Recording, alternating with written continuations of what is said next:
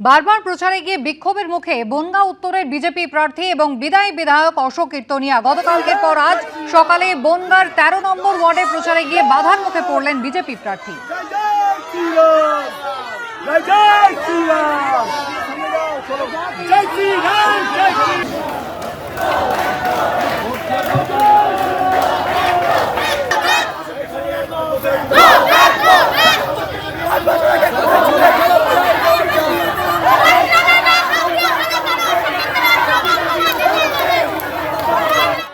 অশোক কীর্তনিয়া আগে অভিযোগ করেছিলেন যে তার প্রচারে বাধা দেওয়া হচ্ছে, এমনকি তৃণমূল কংগ্রেসের কাউন্সিলরের বিরুদ্ধে তার অভিযোগ ছিল। আর আজও কিন্তু সেই একই অভিযোগ, ১৩ নম্বর ওয়ার্ডে প্রচারে গিয়ে তাকে বাধার মুখে পড়তে হয়েছে। তাকে দেখেই জয় বাংলা গো ব্যাক স্লোগান দেওয়া হয় অভিযোগ।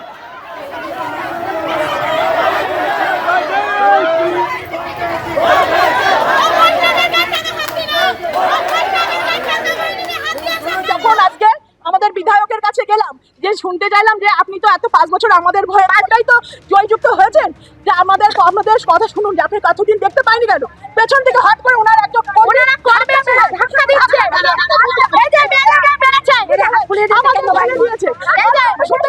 আর আমি বলতে তারপরে আমাদের বিধায়ক আমাদের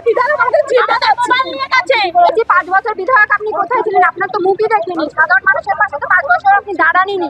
হ্যাঁ, তাই বলাতেও আজকে বেড়েছে, আর ওখান থেকে ধাক্কা দিয়ে ফেলে এখানে কেটে গেছে। এখানে চুলের মুঠি ধরে আমাদের ফেলা হচ্ছে কেন? শুধু এই বলা হয়েছে। তৃণমূলের কালচার যেটা করা সেটা করছে, কি বলবো, এদের চরিত্রটাই এমন। মমতা ব্যানার্জি যেখানে একজন মুখ্যমন্ত্রী পশ্চিমবঙ্গে, সেই মুখ্যমন্ত্রীর নেতৃত্বে পশ্চিমবঙ্গটাকে ধ্বংস করে দিয়েছে। আর তাদের যারা জেলাগুলো আছে শেষ পর্যায়ে পৌঁছে গিয়েছে, এদের হবে, এদের হিসাব হবে। এটা বলে আপনি দেখুন না, পাড়ায় দেখুন না, মানুষের ভাব একটা দেখুন।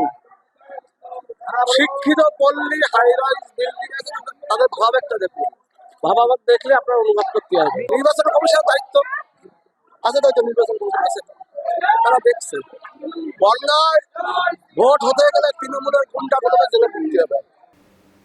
মোথাবাড়ি কাণ্ডে মোফাক্কারুল ইসলামের ভূমিকা রহস্যজনক। আদালতে এমনটাই জানালেন এনআইএর আইনজীবী। যদিও মোফাক্কারুল ইসলামকে ফাঁসানোর অভিযোগ করেছেন তাঁর আইনজীবী। বৃহস্পতিবার 12টি মামলার মধ্যে একটিতে জামিন পান মোফাক্কারুল ইসলাম। বাকি মামলাগুলির মধ্যে একটিতে তার জেল হেফাজত হয়েছে।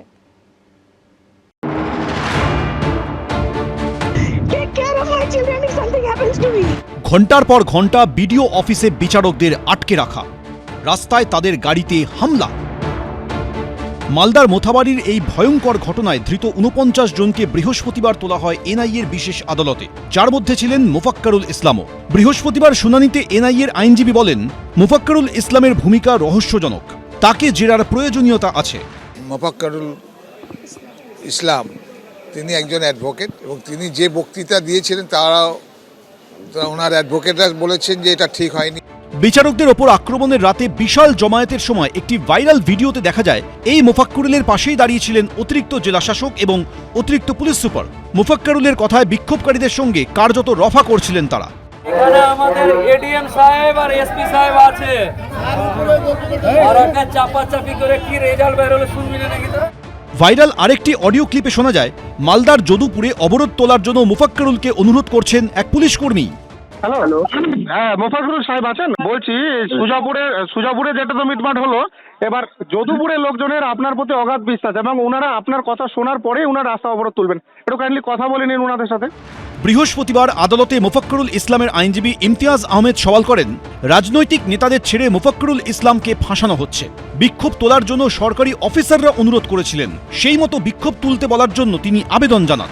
12:30 থেকে ওই পার্টিকুলার জায়গায় আমাদের জুডিশিয়াল অফিসারদেরকে যেভাবে হেনস্থা করা হয়েছে, সেইখান থেকে 20 কিলোমিটার দূরে মোফাক্কারুল ইসলাম 10টার সময় যখন ওই রাস্তা থেকে পেরোচ্ছিল, ওখানকার লোকরা ওকে চিনতে পারে, সেই জন্য ওকে বলে যে আপনাকে রিকোয়েস্ট করছি আপনি কিছু বলুন।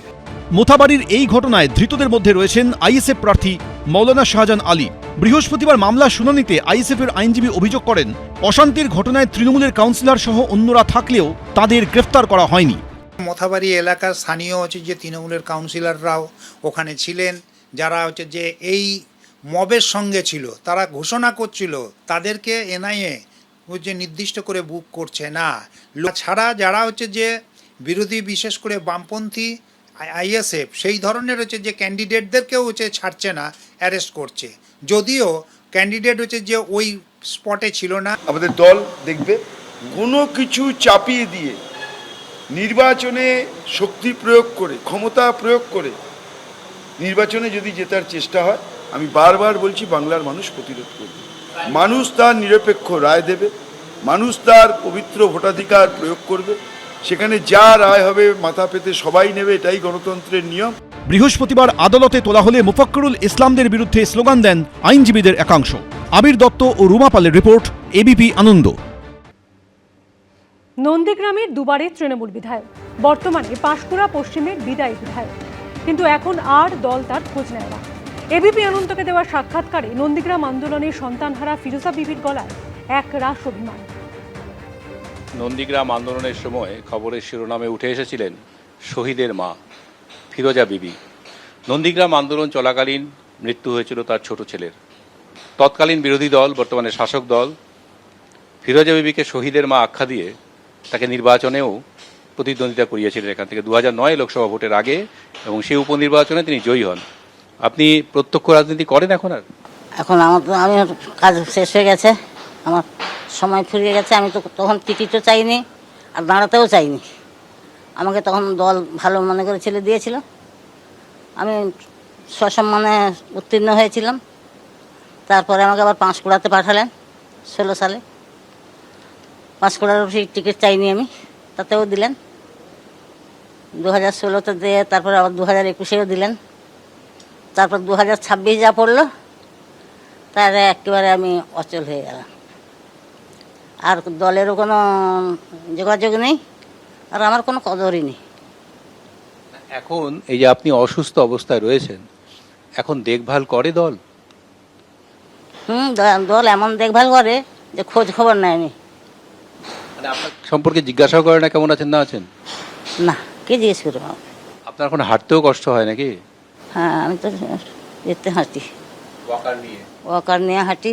আর রাজনীতি করতে পারছেন না যখন, তখন কি আপনি যোগাযোগ করেছিলেন দলের সঙ্গে, যে দল যোগাযোগ করলো না?